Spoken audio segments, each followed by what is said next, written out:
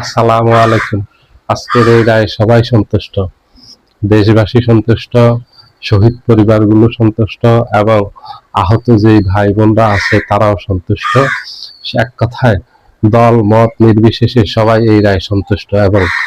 Doctor ইউনূসের প্রতি অনেক কৃতজ্ঞতা, কারণ ওনার দৃঢ় মনোভাবের কারণে এই রায়টা ঘোষণা করা সম্ভব হয়েছে। ওনার জায়গায় যদি আজকে অন্য কেউ সরকার প্রধান থাকতো তাহলে এই রায়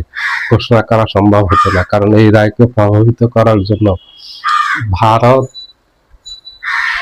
আওয়ামী লীগ ভারতকে দিয়ে এবং ইউরোপে লবিস্ট নিয়োগ করে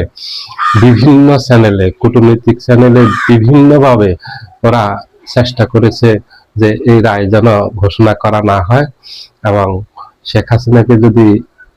ঘোষণা করা হয় রায়, শেখ হাসিনার বিরুদ্ধে মামলাগুলো রায় যেন শেখ হাসিনাকে যেন খুব লঘু দণ্ড দেওয়া হয়, কোনো গুরুদণ্ড, মৃত্যুদণ্ড ওরকম যেন দেওয়া না হয়, যাবজ্জীবন যেন দেওয়া